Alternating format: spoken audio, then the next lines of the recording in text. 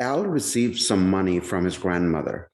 Al spent $50 and gave one-third of what was left to Bob. Bob spent $2 and gave three-fourths of what was left to Carl. Carl spent $6 and gave three-fifths of what was left to Dan. If Dan received $27 from Carl, how much money did Al receive from his grandmother? We're going to work this problem visually, and we're going to work backwards. We're going to start with what Dan received from Carl and use that to find how much money Carl had. So what you see here is basically the question on top. This is the same question that we had. It's right here for our reference. And I have a nice table. I started with Dan's amount, and everything here is going to be in dollars, whether I write it or not. What happened? We are working on the orange sentence in the red box. Carl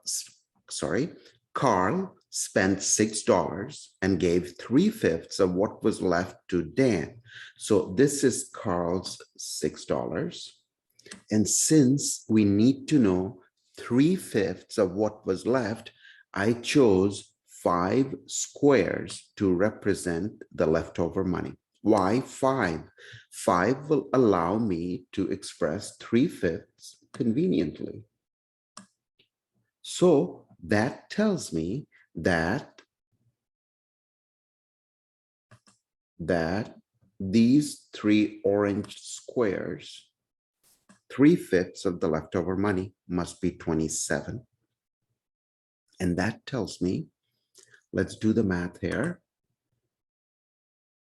That tells me if 3 boxes or squares represent 27, each box will represent 27 divided by 3 or 9. And if each box represents 9, how much money did Carl receive? He received 5 times 9, and don't forget the 6, which turns out to be $51. So basically, I can use the picture you're seeing on the left-hand side to just conclude that Carl received $51 from Bob.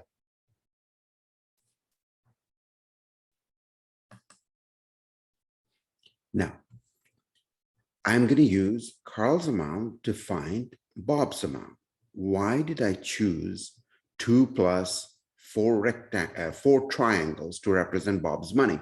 Now let's look at the blue sentence. What happened to Bob? Bob received some money from Al. He spent $2 and gave three-fourths of what was left to Carl. Because of this three-fourths, the denominator 4, I chose 4 triangles to represent Bob's leftover amount. He spent $2 and he was left with some money. I'm using 4 triangles to represent the leftover money. 3/4 of 4 triangles should be 3 triangles. So 3 triangles must represent the $51 that Carl received from Bob.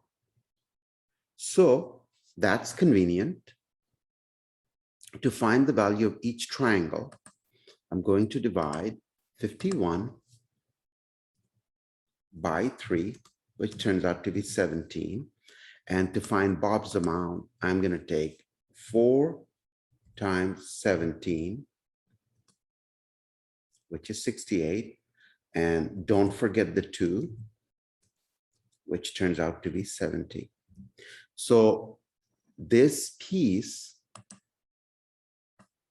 allows me to conclude that Bob received $70 from Al.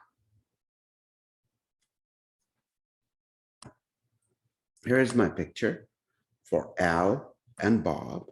I'm going to use a new picture to find out how much money Al received from his grandmother, and that's the answer we need to find.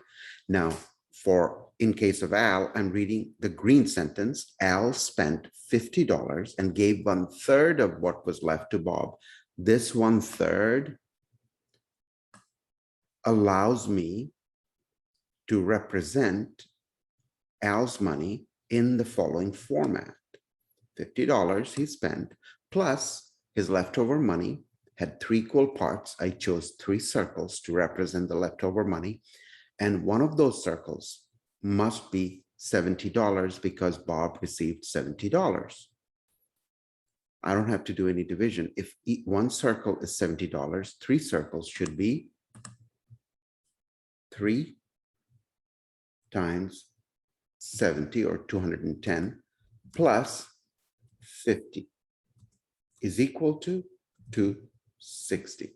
So Al received $260 from his grandmother. That's my answer right here.